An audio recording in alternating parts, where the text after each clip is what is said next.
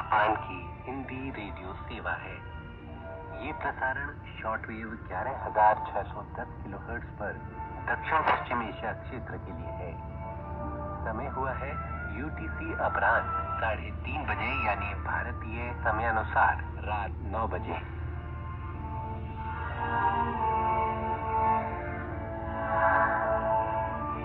हमारी प्रसारण सूची और ताजा समाचारों के लिए देखें हमारी वेबसाइट nhk.jp/hindi।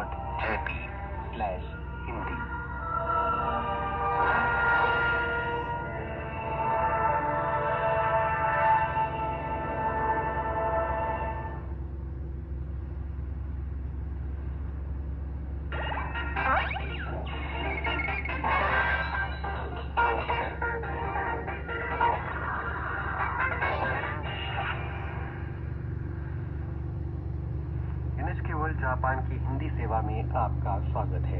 मैं हूं गुरजिंदर सगु। साहित्य सरिता में हम आपको जापान की लघु कथाएं सुनवाते हैं। आज हम आपके लिए लेकर आए हैं सुप्रसिद्ध जापानी कथाकार अकुतागावा ryunosuke की कहानी मकड़ी का तार। नाशोमोन जैसी अमर कृति के रचनाकार अकुतागावा ryunosuke की गिनती जापान में लगभग 100 वर्ष पहले के अग्रणी आधुनिक साहित्यकारों में होती है। मानव की मूर्खता पर प्रश्न चिन्ह लगाती और जीवन के अर्थ बताती उनकी रचनाओं को पाठक दशकों से पढ़ते और सराहते आ रहे हैं। राशोमोन पर आधारित कुरोसावा अकीरा निर्देशित विश्व विख्यात फिल्म वेनिस फिल्मोत्सव में स्वर्ण सिंह से पुरस्कृत हुई थी।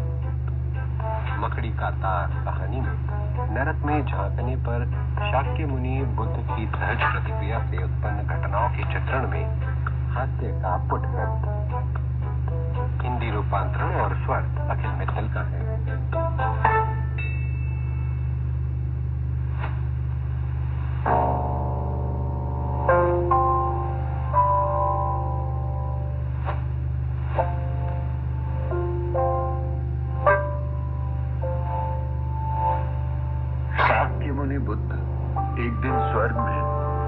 सरोवर के किनारे अकेले टहल रहे थे। सरोवर में श्वेत कमलदल मोती से दमक रहे थे और उनकी विलक्षण सुगंध से समूचा स्वर्ग सुवासित हो रहा था। स्वर्ग में भोर का समय रहा होगा। शाक्य मुनि सरोवर के किनारे खड़े। सहसा उनकी दृष्टि कमल के पत्तों से आच्छादित जल को बेधती हुई सरोवर की तली में हलचल पर पड़ी।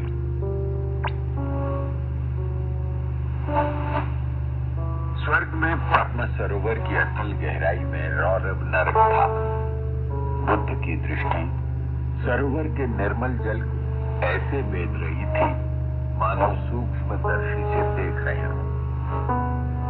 उन्हें वहां सांजू नो काबा यानी बैतरणी नदी और सुई पर्वत दिखाई दिए।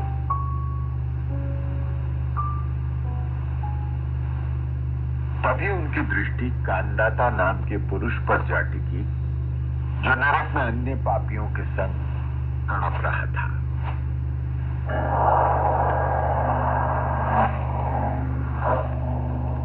कांदाता एक दुर्दांत लुटेरा था जिसने अपने जीवन में हत्याएं और लोगों के घर जलाने जैसे अनेक दुष्कृत्य किए थे, किंतु उसने एक सत्कर्म भी किया था।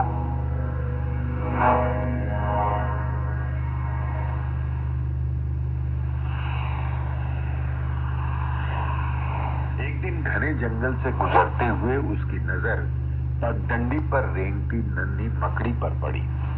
उसका पांव मकड़ी को कुचलने के लिए उठा ही था कि उसने मन ही मन सोचा, नहीं, इस नन्हे से जीव में भी प्राण होते हैं। ऐसे इसकी जान लेना तो बहुत क्रूरता होगी। और ये सोचकर उसने मकड़ी को यूं ही छोड़ दिया।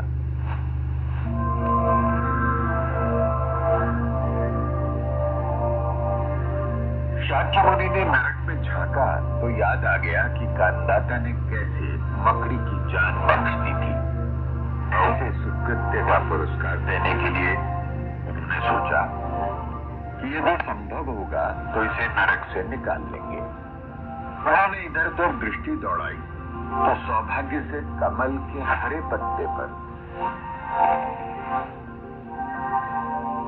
स्वर्ग की एक मकड़ी चांदी का सुंदर तार बुनती दिखाई दे गई।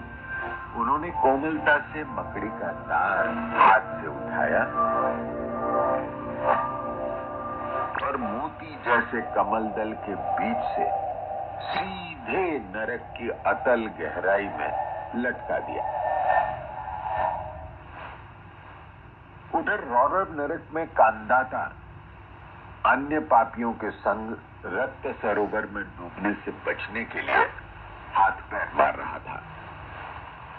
उसके चारों ओर घुप अंधेरा था। यदा कदा अंधेरे में कोई लकीर दिखाई देती और वो भी भयावह सुई पर्वत की सुई की चमक ही होती थी।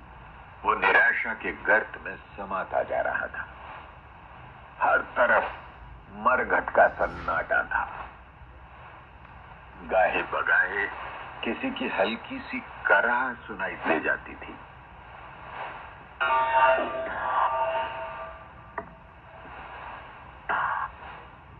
शायद पापियों को रौरव नरक में भेजने से पहले इतनी यातना दी गई थी कि उनमें चीखने की शक्ति भी नहीं बची थी। दुर्दांत लुटेरे कांदाता का रक्त सरोवर में दम घुट रहा था। फिर भी वो मरणासन्न मेढक की तरह छटपटाने के सिवा और क्या कर सकता था।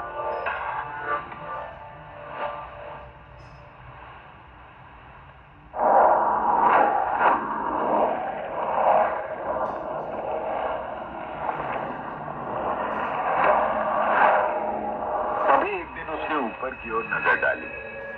सुदूर स्वर्ग से एक मकड़ी का चांदी का तार इतना सहमा हुआ नीचे आ रहा था मानो डरता हो कि कोई देख न ले। वो दमकता हुआ तार घुप अंधेरे के बीच से लटकते लटकते उसके सिर तक आ गया।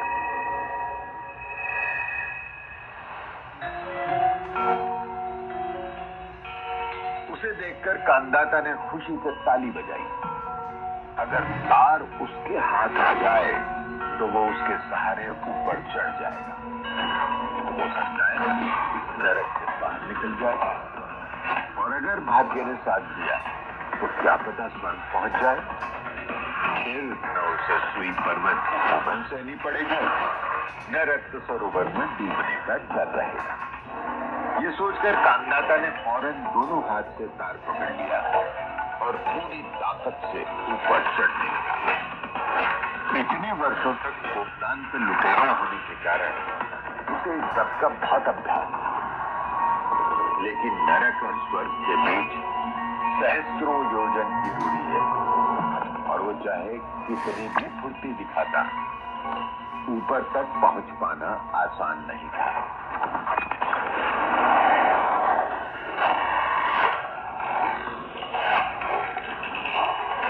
कुछ देर चढ़ाई के बाद वो हाँफने लगा और फिर बचाव के हिम्मत छोड़ दी।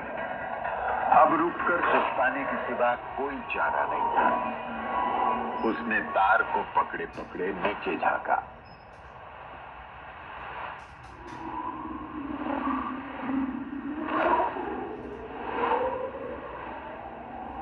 उसने देखा कि चढ़ाई की मेहनत तो सकारत हो गई थी।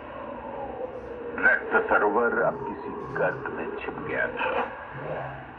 भयावह सुई पर्वत की धुंधली चमक भी बहुत नीचे छूट गई थी। उसने सोचा इस हिसाब से तो नरक से ऊपर निकल पाना इतना कठिन नहीं होगा।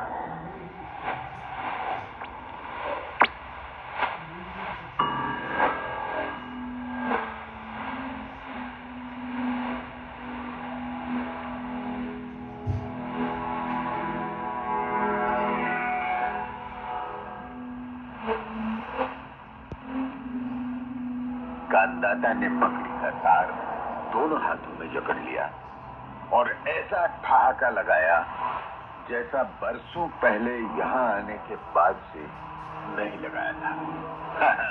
मैं तो बच निकला।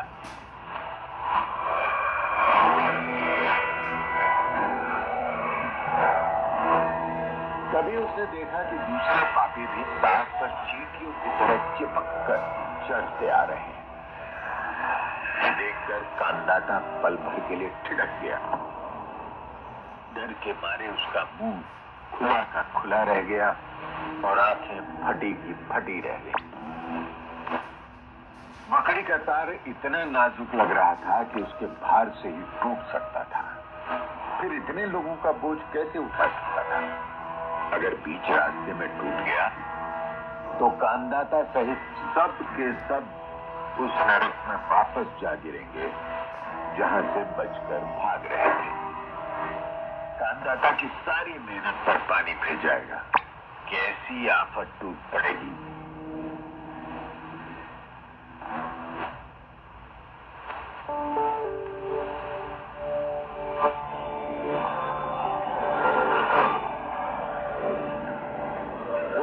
जा रहा था कि सैकड़ों नहीं हजारों पापी अंधेरे में डूबे रक्त सरोवर से हाथ बढ़ाकर उस पार पर एक कतार में चढ़ते चले आ रहे थे। यदि उसने तुरंत कोई जुगत नहीं लगाई तो तार टूट जाएगा और वह धम से गिरेगा।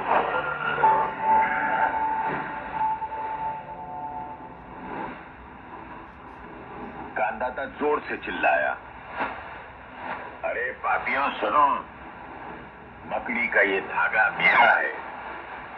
तुम्हें चढ़ने को किसने कहा? हटो हटो, मैं कहता हूं छोड़ो जल्दी।